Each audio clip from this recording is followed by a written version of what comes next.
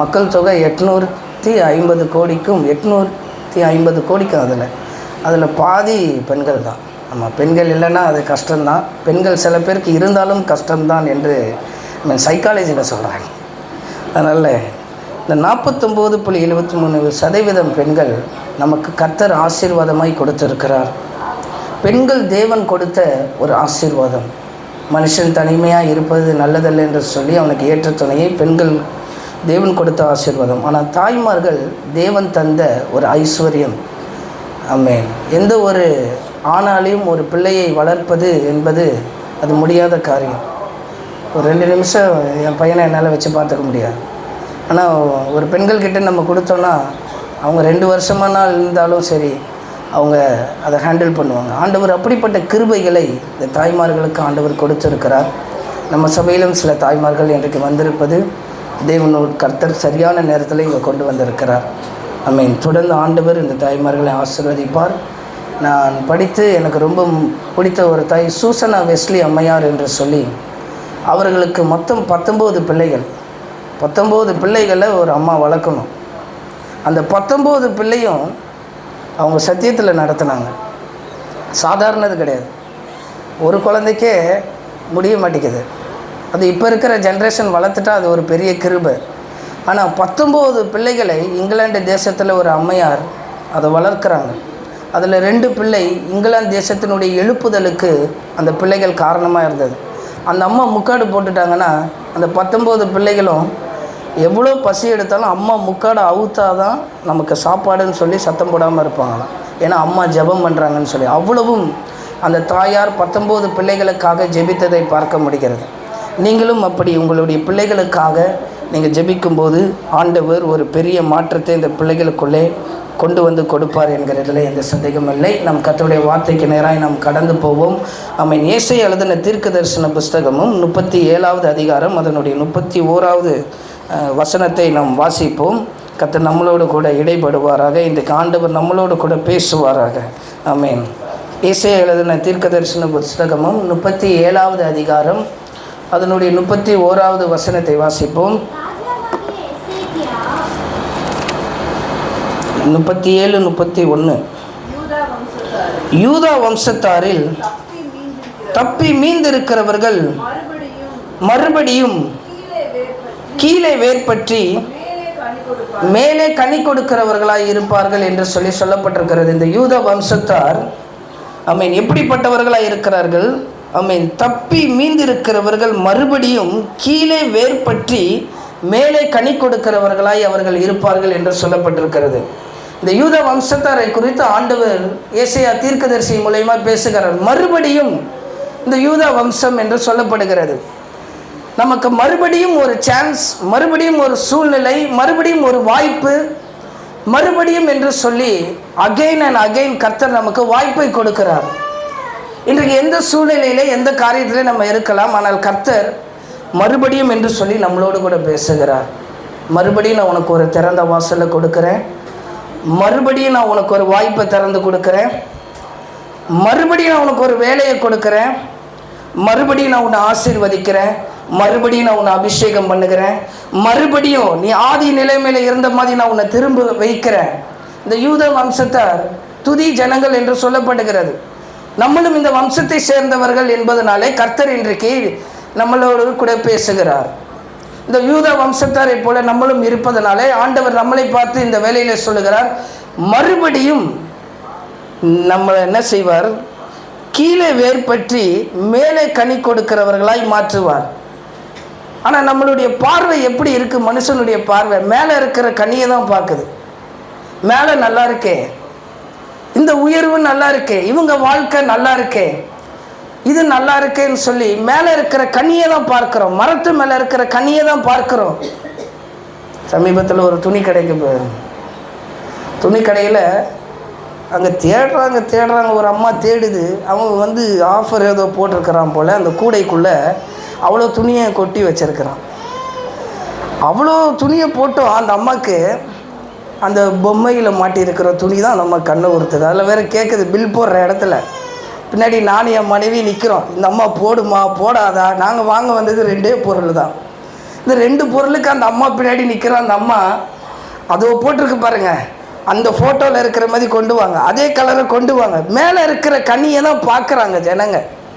நம்ம ஆவிக்குரிய வாழ்க்கையில் அப்படி தான் பார்க்குறோம்.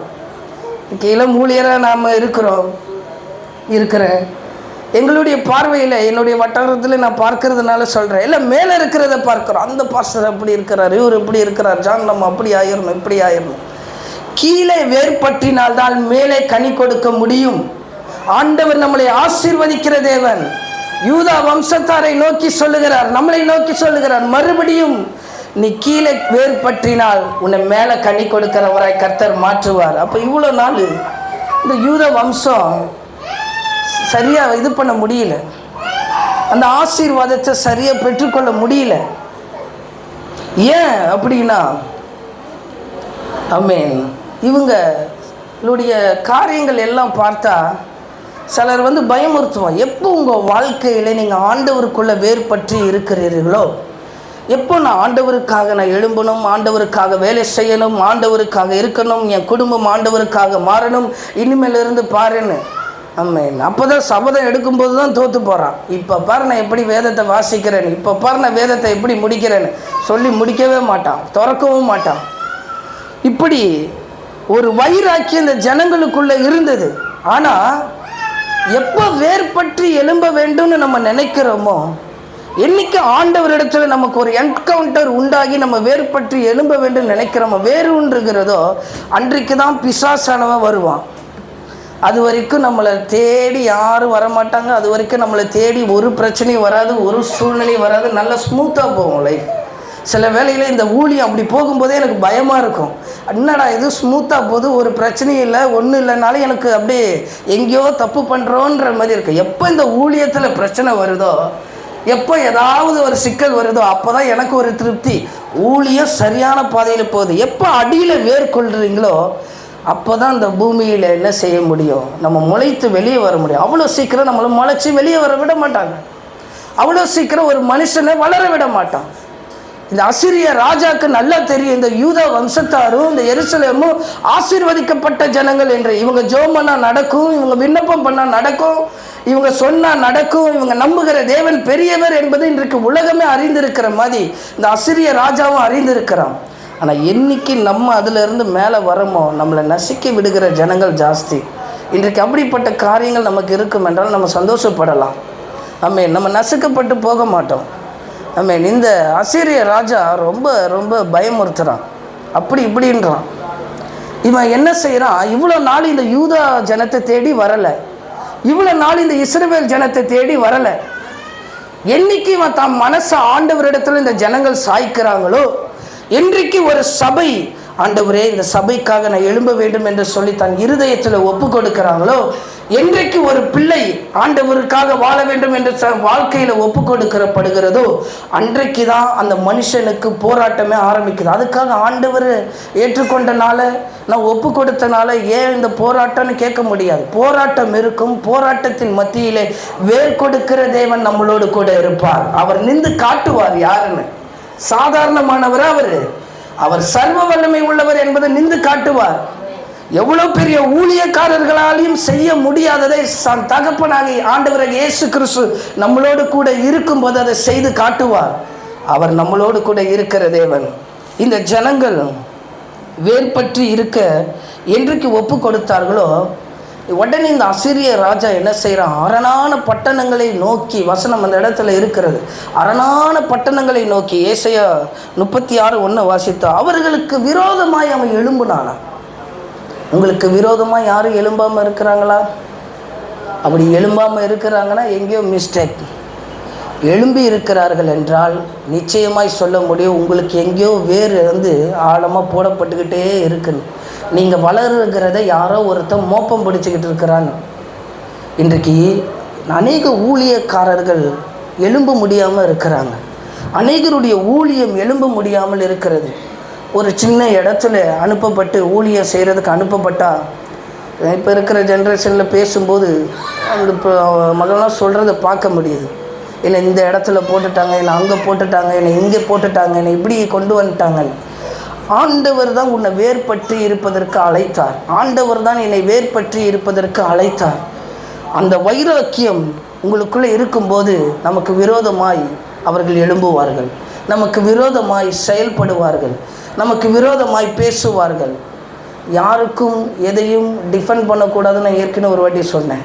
ஆமென். கர்த்தர் நம்மளை வேர்பற்றி இருக்க செய்தார் என்றால் ஆமென், உனக்கு விரோதமாக எது எழும்பினாலும் அதை வாய்க்காது. நான் ஏற்கனவே சொல்லியிருந்தேன். 5:30 மணி பிரேயர் வரும்போது இந்த இடத்துல ஆனால் எங்கள் அம்மா மனைவியில் வரும்போது சாம்பலை கரைச்சி அங்கே ஊற்றி வச்சுருப்பாங்க. அது முதல்ல சாம்பலானே எனக்கு தெரில, நான் சாணின்னு நினச்சேன். அப்புறம் தான் சொன்னாங்க சாம்பலை கரைச்சி அந்த இடத்துல ஊற்றி வச்சிருந்தேன். எதுக்கு ஊற்றுறாங்கன்னு தெரில. ஒரு நாள் ஒருத்தர் ஜெபமன ஒரு ஊழியக்கார் வரும்போது அவர் சொன்னார், உங்களுக்கு விரோதமாக இங்கே வந்து ஊழியம் செய்யக்கூடாதுன்னு ஏதோ மந்திரம் பண்ணியிருக்கிறாங்கன்னு. அப்போ தான் எனக்கு ஒரு சந்தோஷம். இதை கண்டு பயப்படலை. அப்பாடா, அப்போ நம்மளை வந்து ஆண்டவர் என்ன சரியான இடத்துக்கு கொண்டு வந்துட்டார். ஒரு போராட்டம் இருக்கிறது என்றால் ஆமென், அசிரிய ராஜா போல நம்மளை எழும்புவதற்கு வந்தான் என்றால் கர்த்தர் இந்த சபையை வளர்க்க போகிறேன். நான் நல்லா சொல்லுவேன். அன்றைக்கி சாம்பலை கரைச்சி ஊற்றும் போது அதிகாலை ஜெபத்தில் நாங்கள் அப்பவும் அந்த சாம்பலை தாண்டி தான் வருவோம். அப்பவும் அதிகாலை ஜெபம் பண்ணோம். அப்போ இங்கே இருக்கிற ஜனங்கள் யாருமே கிடையாது. எங்கள் குடும்பம் மாத்திரம்னா இன்றைக்கி இந்த சபையில் ஆத்துமா யாருமே கிடையாது. சேர் இவ்வளோ கிடையாது. அன்றைக்கி வந்து ஜெபிக்கும்போது ஸ்தாபனத்தில் எனக்கு பொறுப்பு கிடையாது. ஆனால் அந்த சாம்பலையும் தாண்டி அந்த விரோதமாக எழும்பின சத்துருவின் வல்லமையை காட்டிலும் வந்து ஜெபிக்கும்போது அங்கே தான் கர்த்தர் வேறுபட்டு இருக்க செய்கிறார். அப்போ தான் நம்ம மேலே கனி கொடுக்குறவர்களாய் மாறுவோம். நம்ம கனி கொடுக்கணும் தான், நல்லா வளரணும் தான், நல்ல ஆசீர்வாதமாக இருக்கணும் தான். ஆனால் வேறுபட்டு இருக்க வேண்டும்.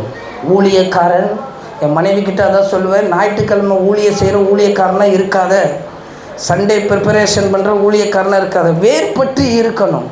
ஆமென். ஒவ்வொரு நாளும் எங்களுக்கு ஊழியம்தான். இன்றைக்கு நீங்கள் இருக்கிறீங்க, நாளைக்கு என் மனைவி இருப்பாள். ஒரு சில நாள் என் மனைவி இருக்க மாட்டேன், நான் இருப்பேன். ஒரு சில நான் இருக்க மாட்டேன், என் மனைவி இருப்பாள்.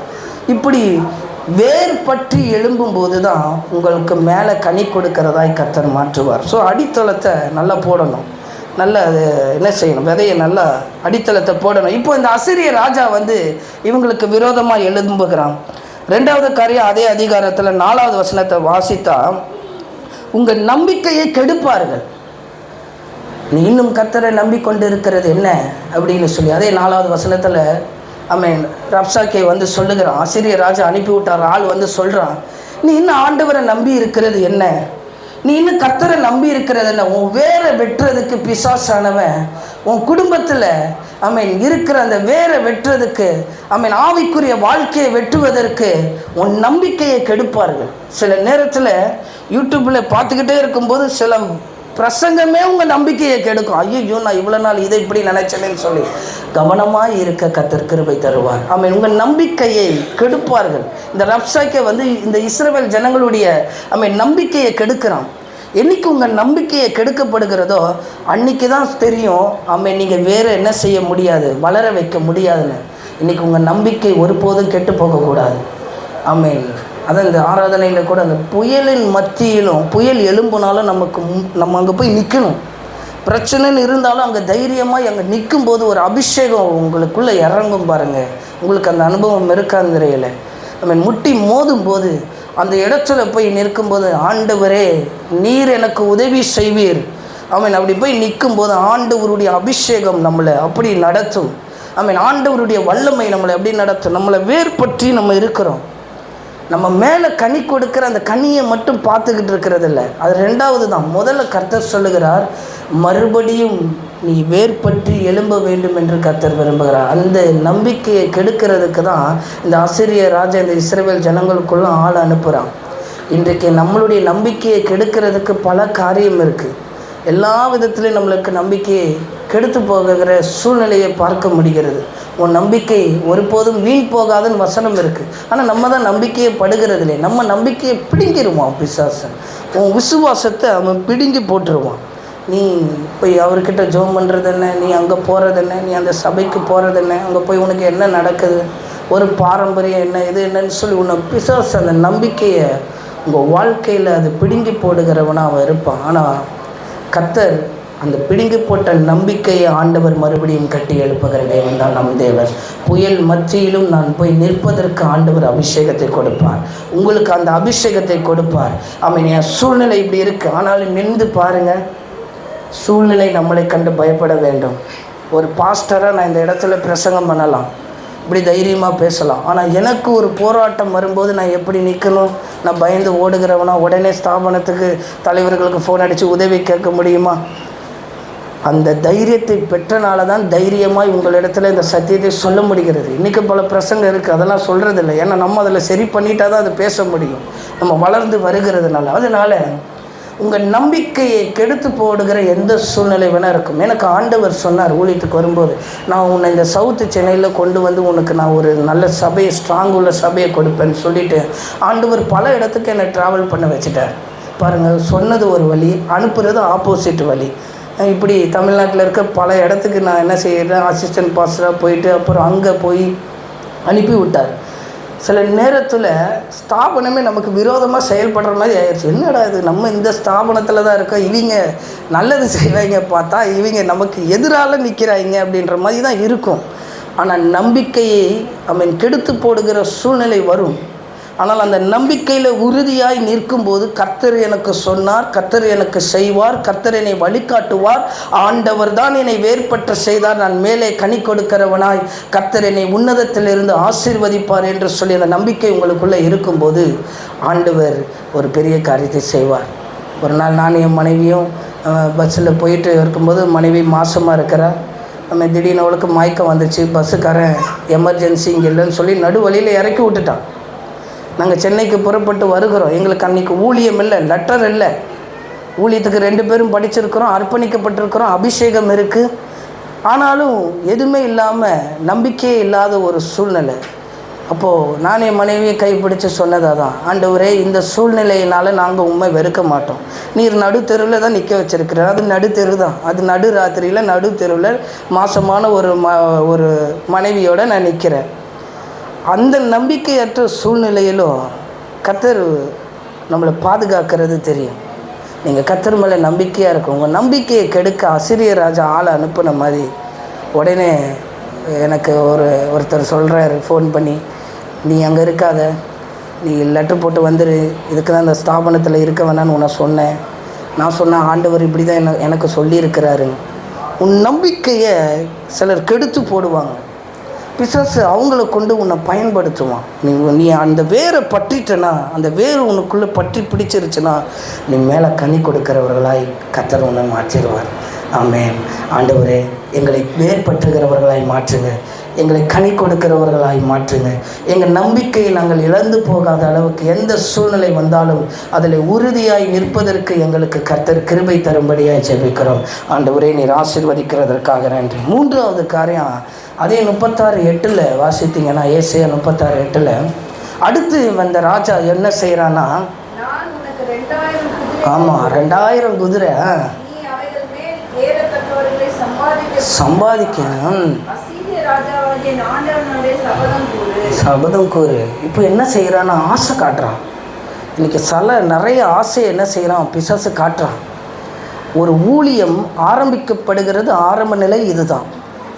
ஆனால் பிசாசு ஆசை காட்டுறது எப்படி இருக்குன்னா, உனக்கு தான் ஆண்டவர் பெரிய சபையை கட்டித்தரேன்னு சொன்னாரே, நீ ஏன் இங்கே வந்து கஷ்டப்படணும், நீ வேறு சபைக்கு போகலாமே, உனக்கு தான் ஆண்டவர் இப்படி செய்கிறேன்னு சொன்னாரே, நீ ஏன் இந்த ஊருக்கு வந்து கஷ்டப்படணும், நீ ஏன் இங்கே வந்து கஷ்டப்படணும்னு சொல்லி நம்மளை பிசாசானவன் ஆசை காட்டுறாங்க. காட்டுற ஆசை பாருங்கள், 2000 குதிரை சும்மா கிடையாது. 2000 குதிரைன்றது சும்மா கிடையாது.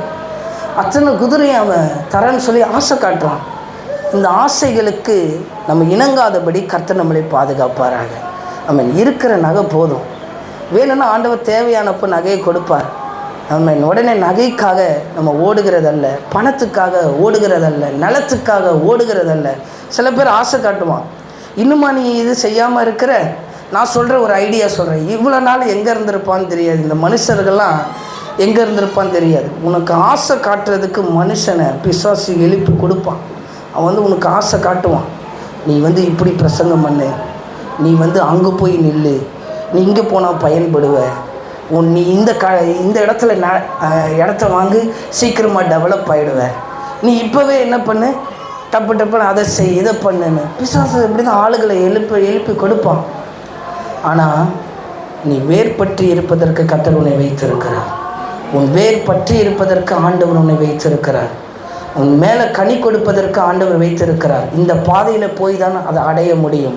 அசிரியர் ராஜா ஆள் அனுப்பி ஆசை காட்டுறதை பார்த்தீங்களா?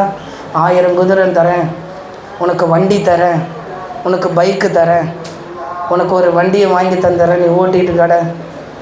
ஆசை காட்டுறது சும்மா கிடையாது. அந்த ஆசையிலே மயங்காதபடி கர்த்தர் நம்மளை பாதுகாப்பாராக. ஆமென். உங்களுக்கெல்லாம் என்ன ஆசை இருக்குது? ஆமென். எல்லாருக்குமே ஆசை இருக்குது. ஊழியக்காரனுக்கும் ஆசை இருக்குது தான். ஆமென். ஊழியக்காரனும் நல்லா வளரணும்னு ஒரு ஆசை தான். உடனே அடுத்த ஊழியக்காரன் இப்படி தான் வந்து ஆசை காட்டுவோம். அப்போ நீ என்ன பண்ணி, நீ இங்கே இருந்துடாத, வேறு இடத்துக்கு போயிடணும். எந்த விதமான ஆசைகளை காட்டினாலும் கர்த்தரை நம்பி இருக்கிற நீங்கள் வேர்பட்டு இருப்பதற்கு ஆண்டவர் உங்களுக்கு உதவி செய்வார். உங்களை முதல்ல உங்களுக்கு விரோதமாக எழும்புவான், உங்கள் நம்பிக்கையை கெடுப்பான். 3வது உங்களுக்கு ஆசைகளை காட்டுவான். மீன் பல காரியங்களை காட்டுவான். இயேசு கிறிஸ்துக்கே அந்த ஆஃபர் இருந்தது.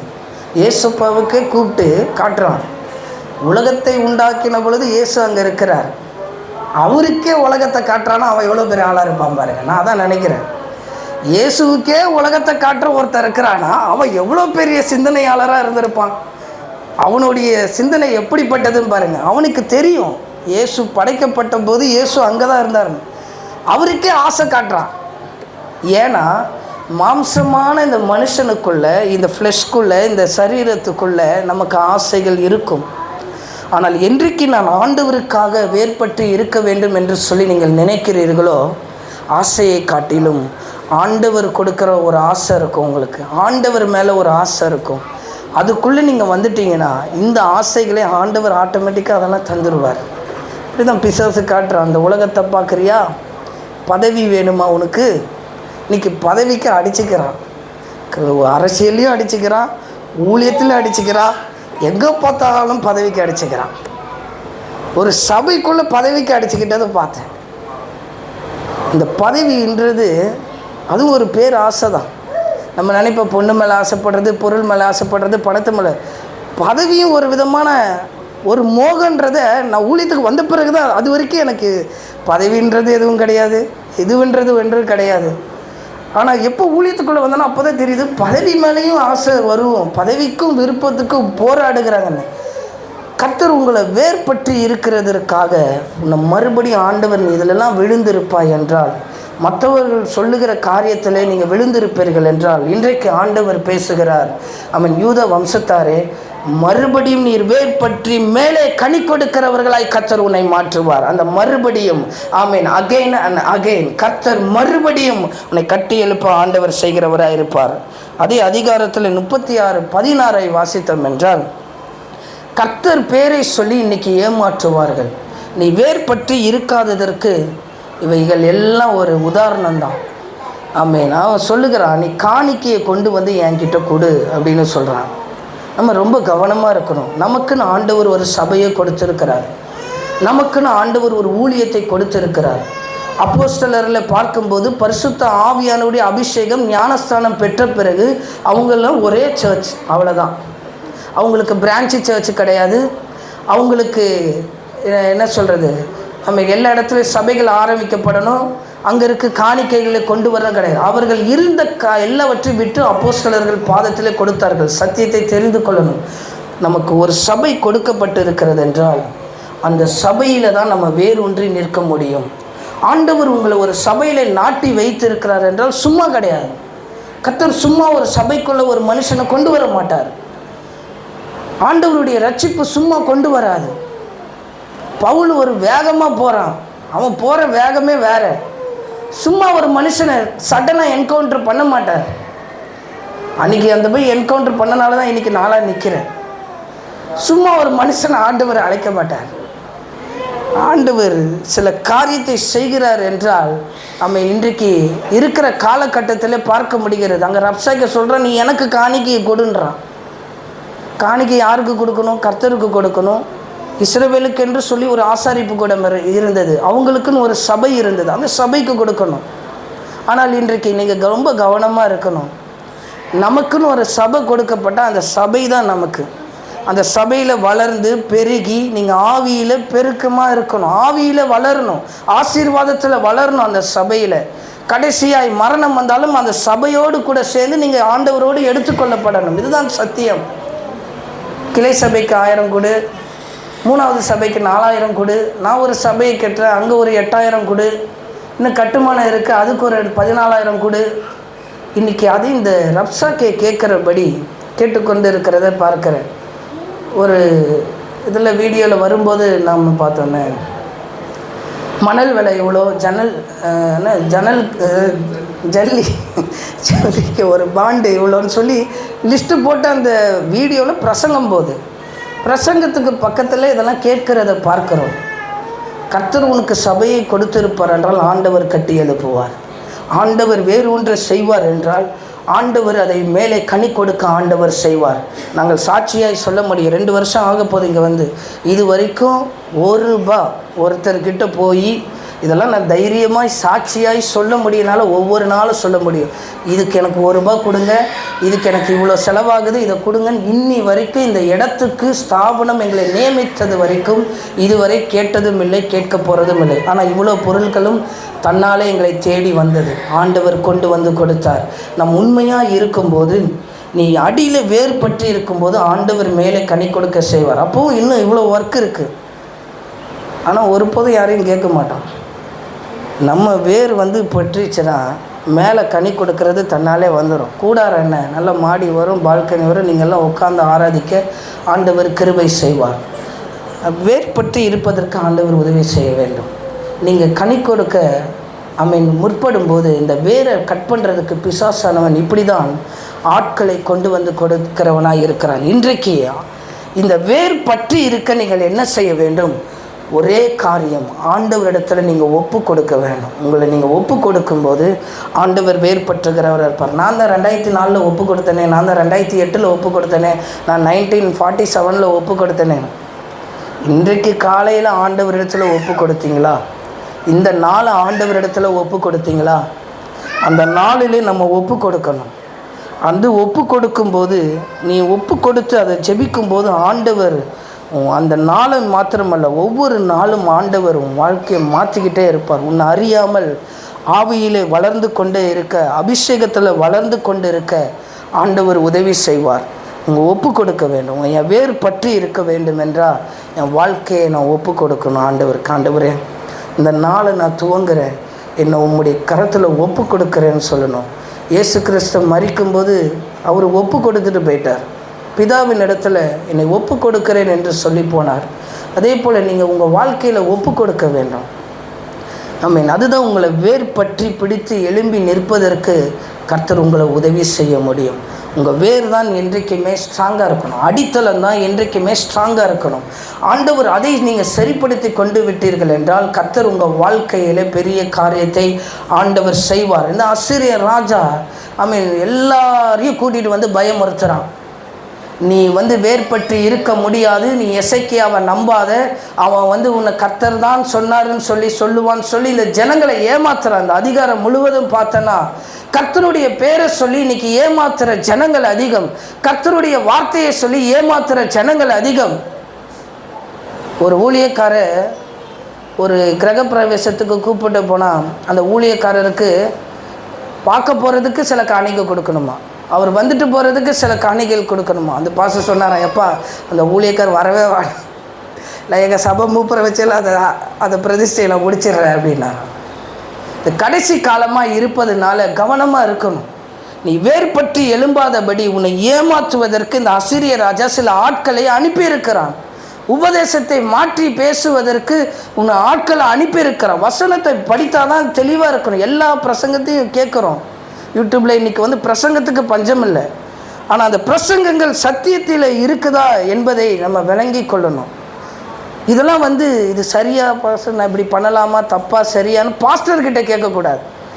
நீங்கள் அந்த அறிவில் வளர்ந்து இருக்கணும். வசனம் இதை தான் சொல்லுகிறது, அது தவறு, இது சரி என்று சொல்வதற்கு கர்த்தர் கிருபையை தருவாராக. ஆண்டவர் உங்களுக்கு அந்த கிருபையை தரணும். நீங்கள் வளர்ந்து போகணும். வேர் கொடுக்கிறது, அந்த வேர் அப்படி இருக்கிறதுக்கெல்லாம் நீங்கள் நல்லா வளரணும். ஆவிக்குரிய வாழ்க்கையில் வளரணும், வசனத்தில் வளரணும், சத்தியத்தில் வளரணும், உபதேசத்தில் வளரணும். இதிலெல்லாம் வளர்ச்சி வரும்போது கனி கொடுக்கிற வாழ்க்கை அது தன்னாலே வளரும். ஆண்டவர் அதை அற்புதமாய் ஆண்டவர் ஆசீர்வதித்து கொண்டு வருவார். இந்த வளர்ச்சி தான் நமக்கு முக்கியம். இதில் வளருவதை விட்டுட்டு நம்ம மற்ற காரியத்தில் வளரணும்னு நினைக்கும் போது அது சாத்தியமில்லை. ஆசிரியர் ராஜாவை இப்படி சொல்லி ஆட்களை அனுப்பின பொழுது மொத்த இஸ்ரவேலும் பயப்படுறான். ஐயோ, இவன் இப்படி சொல்லிட்டானே, இனிமேல் நாங்கள் யாரை நம்புவோம், என்ன செய்வோன்னு சொல்லி இப்போ வேர்பட்டு இருப்பதற்காக எசேக்கியா வஸ்திரத்தை கிழித்து கொண்டு தேவ ஆலயத்துக்குள் பிரவேசித்து அவன் தன்னை ஒப்பு கொடுத்து அவன் ஜெபிக்கும் போது ஆண்டவர் ஏசாயா தீர்க்கதரிசி மூலமாய் இப்பொழுது பேசுகிறார். யூதா வம்சத்தாரே, இந்த சபைக்கு வந்திருக்கிற, இன்றைக்கு வந்திருக்கிற ஜனமே, கர்த்தர் சொல்லுகிறார், மறுபடியும் நீ வேர்பற்றி மேலே கனி கொடுக்கிறவளாய் கர்த்தர் உன்னை மாற்றுவார் என்று. கரங்களை உயர்த்தி ஜெபம் பண்ணுவோம். ஆண்டவரே, எங்களை வேர்பற்றி கனி கொடுக்கிறவர்களாய் மாற்றுங்க, மேலே கனி கொடுக்கிறவர்களாய் மாற்றுங்க. இந்த நாள் நான் வேர்பற்றி இருக்க வேண்டும், கர்த்தருக்காய் எழும்பி இருக்க வேண்டும், ஆண்டவருக்காய் பிரகாசித்து இருக்க வேண்டும். ஆண்டவரே, இந்த நாட்களிலே எங்களை ஒப்பு கொடுக்கிறேன், இந்த கடைசி நாட்களிலே எங்களை ஒப்பு கொடுக்கிறேன் என்று சொல்லி, ஆண்டவரே நீர் உதவி செய்கிறதுக்காக உமக்கு ஸ்தோத்திரம். ஆமென். கர்த்தர் உதவி செய்வார். இப்போதான் அந்த தீர்க்க தரிசன வார்த்தையை ஆண்டவர் சொல்லுகிறார். நீங்கள் இயேசுவை அறிந்திருக்கிறீர்கள், இன்னும் உங்களுக்கு ஞானஸ்தானத்தை குறித்தோ, நியாய தீர்ப்பு குறித்தோ, பரலோகத்தை குறித்தோ இதை குறித்து பேசிக்கிட்டே இருக்கிறத விட சத்தியங்களை அதிகமாய் நீங்கள் அறிந்து கொள்ள வேண்டும் என்றால் நீங்கள் உங்களுடைய வேர் சத்தியத்தில், தேவ ஆவியில், ஆண்டவர் வளருகிறதுல, தேவ பிரசன்னத்தில், தேவ மகிமையில், எல்லாவற்றிலும் நீங்கள் வேறுபற்றி இருப்பீர்கள் என்றால் கர்த்தர் உங்கள் வாழ்க்கையில் பெரிய காரியத்தை மேலே கனி கொடுக்கிறவராய் மாற்றுவார். ஆனால் உங்கள் கண்களை பிசாசானவன் இங்கே அந்த ஆசிரியர் ராஜா கொண்டு வந்தது போல் மேலே இருக்கிற கனியை மட்டும் பார்க்க செய்ய வைப்பான். அந்த கனியெல்லாம் பார்க்க, பாரு அழகாக இருக்குது, ஏவாளை கூப்பிட்டு வந்து சொல்லுகிறேன், பாரு அது அழகாக இருக்குன்னு. இன்றைக்கு கர்த்தர் உங்களோடு கூட பேசுகிறார். நீ அடியில் வேறுபட்டு இரு, மேலே கனி கொடுக்கிறதாய் கர்த்தர் உங்களை மாற்றுவார். ஆண்டவரிடத்தில் ஒப்பு கொடுத்து ஜெபம் பண்ணுவோமா? ஆண்டவரே, இந்த நாளுக்காக ஸ்தோத்திரம். ஆண்டவர், எங்களோடு கூட நீர் பேசினதற்காக ஸ்தோத்திரம்.